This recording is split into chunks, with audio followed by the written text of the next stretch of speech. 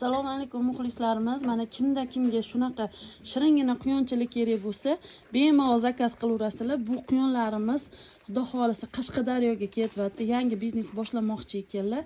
Xudo xolisa qaranglar, mana barakasini bersin. Kimga quyon kerak bo'lsa, bemalol murojaat qilaverasizlar. 12 ta viloyatga ham 12 ta viloyatga pochta orqali jo'natamiz. Ishonarli dilerlarimiz bor. Ko'nglingizni xotirjam qilasizlar.